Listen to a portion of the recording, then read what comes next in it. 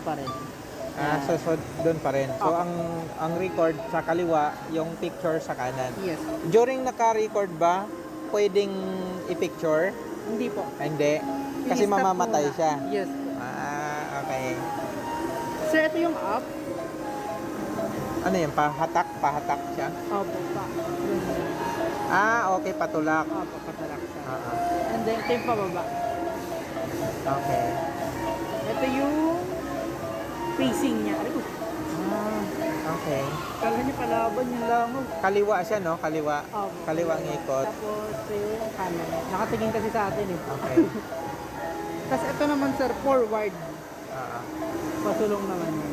Okay. Backward. Okay. Ito yung sway. Okay. Okay.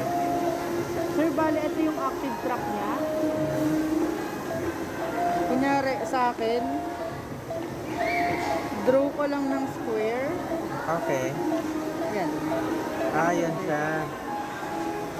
Okay. Hindi. So, yan. Sir, gala mo muna. Hindi, isa na lang. Home. Yung sinasabi Sir, yung lang... return to home, ito, hindi mo siya pwedeng gamitin indoor. Okay. Outdoor lang po. Kasi ang gagawin niya, angat siya ng 100 meters bago siya bumalik sa'yo. Yun yung naka-register doon sa home. Yes po. Pero kung hindi pa naka 100 meter, hindi siya magagamit. Opo. And then, yung pag-locate doon sa yung Drone? pag-locate nito. Yun na siya. Kahit saan ako pupunta, doon siya pupunta. Opo. Pag-landing natin, sir. Pag-landing. Okay, sige. Doon lang pala. Sige nga, sir. Tayo may landing. Sige nga. Diyan babalik siya dyan. Sakto na yan eh. Ha? Long. Sige. Sagad.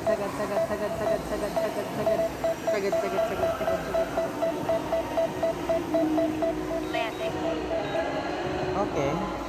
Hindi pa safe yung pag-landing eh. Hindi pa naka-update eh. Dapat doon smooth. Dahan-dahan dapat yan, sir. So, paano yung i-update yung sabi mo na i-update Yung ko yan? about po. Okay. Sige. Okay?